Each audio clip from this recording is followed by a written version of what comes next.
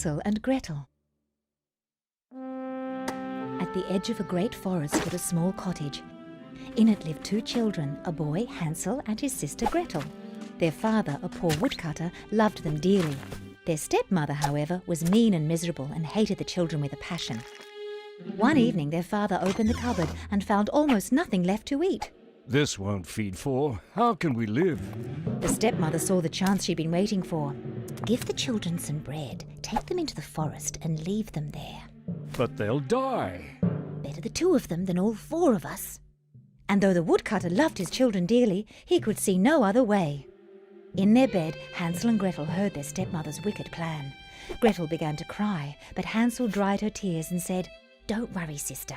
I have a plan too."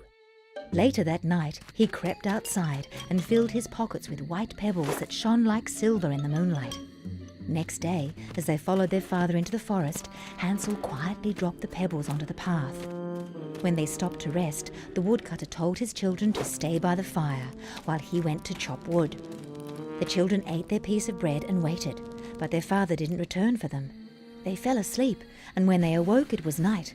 Feeling frightened, Gretel asked, "How will we get home?" Her brother hushed her and told her to wait for the moon to rise. Sure enough, when the moon came out, the white pebbles Hansel had dropped shone like silver and led the children safely back home.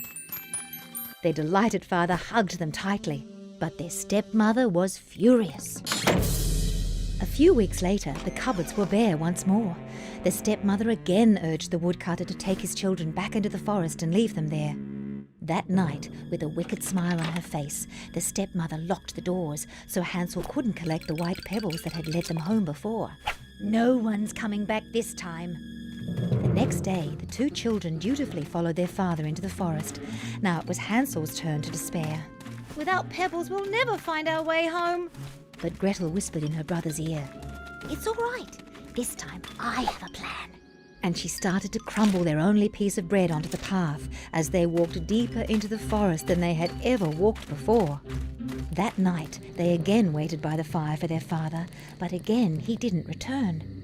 Next morning, they went to find the breadcrumbs that would lead them home. To their dismay, they found no sign of them.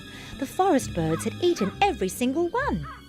For 3 days, Hansel and Gretel walked deeper into the forest trying to find their way home. Hungry and tired, they suddenly stumbled into a clearing where they saw the most wonderful sight. A house made of gingerbread. Roofed with cakes and with windows of spun sugar, the starving children couldn't wait to eat it. Gretel nibbled at the window while Hansel reached up and broke a piece off the roof. Just then, a voice called out, "Nibble, nibble like a mouse. Who is nibbling at my house?" The door opened and an old woman appeared. She smilingly beckoned them inside. There, the most delicious meal lay on the table. But as soon as the children entered the house, the old woman slammed the door and cackled gleefully. The horrified children soon realized the truth. The old woman was really a witch, and she was planning to make a meal out of them. The witch locked Hansel in a cage.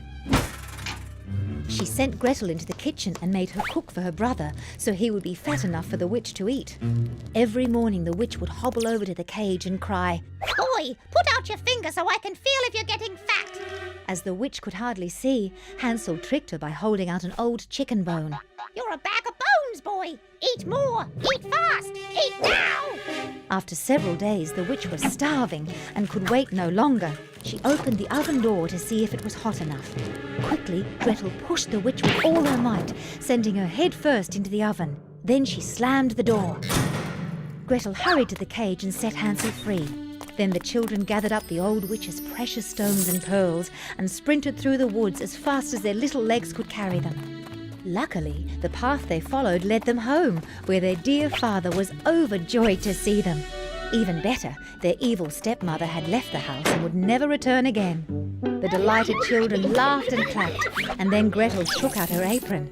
The woodcutter couldn't believe his eyes. From that day on, Hansel and Gretel lived happily with their father, and they never went hungry again.